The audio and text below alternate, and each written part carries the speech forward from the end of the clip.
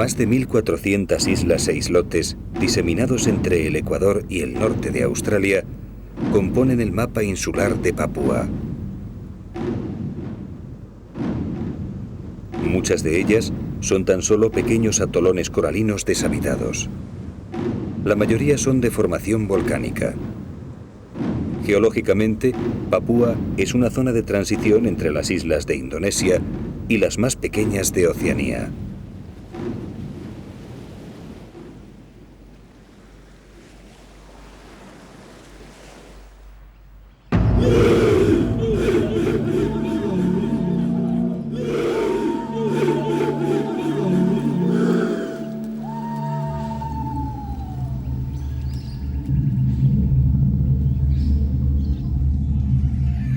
En algunas cuevas, como en esta de la isla Quiriguina, en el archipiélago de las Trobriand, se han encontrado restos humanos que nos hablan de los primeros habitantes de estas tierras insulares.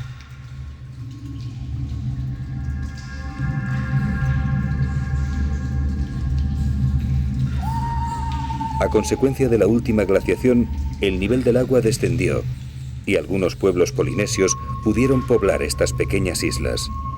Pero luego, cuando las aguas se derritieron y el nivel subió, estas comunidades quedaron aisladas. La datación de los restos humanos más antiguos demuestra que estas islas fueron habitadas hace más de 40.000 años.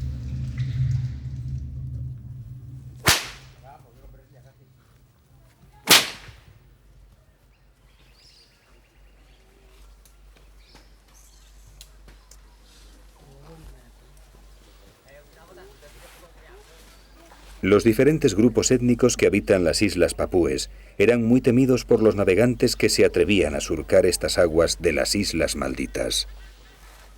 Cortadores de cabezas y caníbales, estos feroces guerreros del mar mantuvieron su aislamiento hasta bien adentrado el siglo XX. Su fama de sanguinarios preservó sus territorios de la exploración europea durante mucho tiempo. Actualmente todavía quedan zonas aisladas donde se siguen dando casos de canibalismo y decapitaciones rituales, especialmente en la frontera con Irian Jaya, en la isla de Nueva Guinea. Las costumbres y los rituales tradicionales están muy arraigados entre los habitantes isleños, aunque ahora es raro encontrar un poblado donde no se haya establecido alguna misión de las más de 100 iglesias diferentes que pugnan por la conversión de los nativos de Papúa.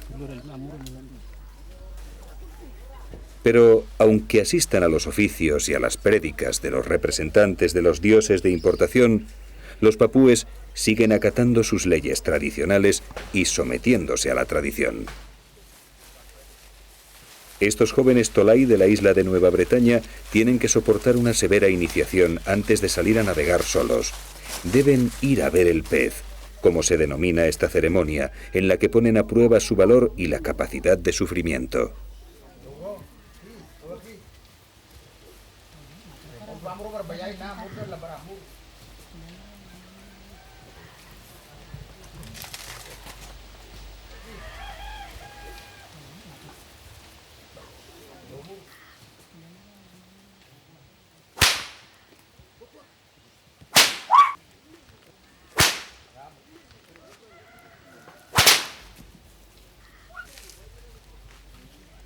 Si resisten el dolor sin hacer una sola mueca, les colocan el collar de conchas que simboliza el paso a la madurez.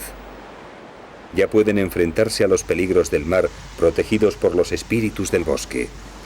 Por eso, en la iniciación, ungieron sus cuerpos con savia verde. La pesca es la principal actividad de los tolai.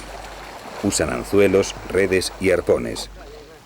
Las singladuras más importantes son para realizar intercambios comerciales con otras islas vecinas. Estas travesías están sujetas a las leyes del derecho tradicional, que regulan la relación entre los diferentes pueblos.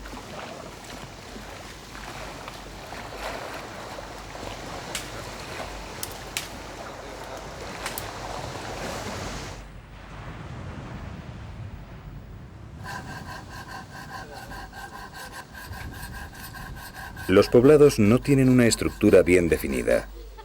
Las chozas palafitos se agrupan por familias. El lugar habitual de reunión suele ser la explanada que hay enfrente de la casa del jefe del poblado.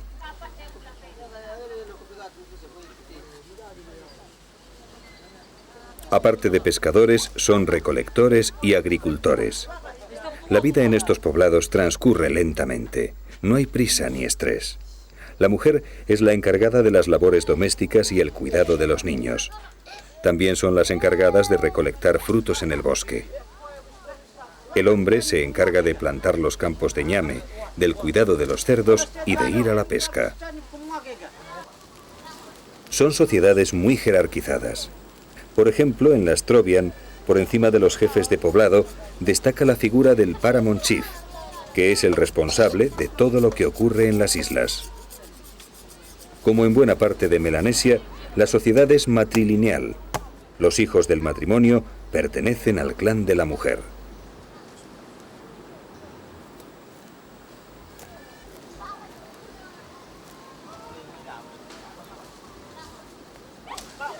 En Papúa conviven más de 900 lenguas diferentes y más de 1000 grupos étnicos distintos. Sería imposible que se entendiesen si no fuese por el pidgin, un idioma formado por el inglés y las lenguas nativas.